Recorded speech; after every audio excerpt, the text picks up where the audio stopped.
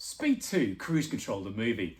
Perhaps one of the worst sequels in all time, but what's interesting about it is some of the hacks that are displayed of the cruise ship are perhaps some of the most plausible, certainly of the time, than many ship hacking movies. I'm thinking perhaps Hackers, the movie, where things are a touch far-fetched.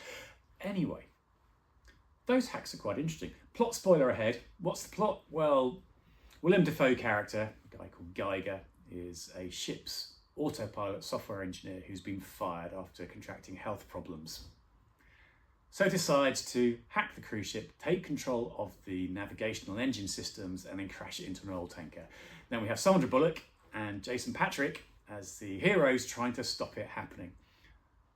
So there are various scenes, and perhaps the first one is where the Geiger character tries to connect the ship network by going through and connecting to one of the network cables in the overhead panels in his cabin. Look, first problem is they don't go through the overhead.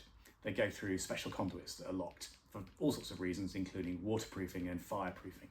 But anyway, so he connects to it and pops it into a fiber optic converter. Now, back to the 90s, I remember using one of these boxes. That is a serial switch box.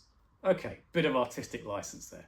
Connects his laptop to the ship's systems and then starts to take control of the vessel. Plausible?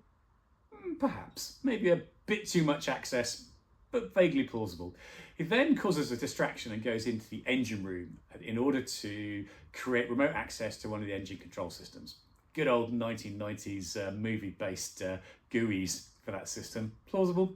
He uses a PDA. We managed to identify it. It's an old symbol device that has an RS-232 interface, which is probably appropriate. Then connects a 15-pin D-sub cable into the device and takes control.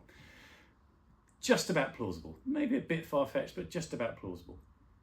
He then shuts one of the engines down. Now, shutting an engine down on a cruise ship, or any sort of ship for that matter, you just shut it down. It'll take a few seconds with rotational momentum. It'll stop. It doesn't cause crazy vibration like seen in the movie. Now, if you slammed it into reverse, yes, you probably would get that problem, but that's not what's shown. And then the engine explodes.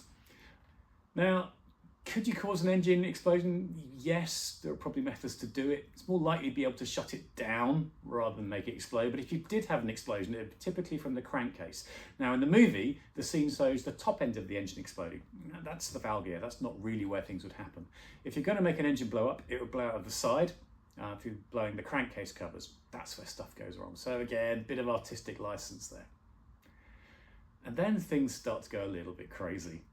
And we'll talk about that in the next piece, where Jason Patric and Sandra Bullock manage to save the ship.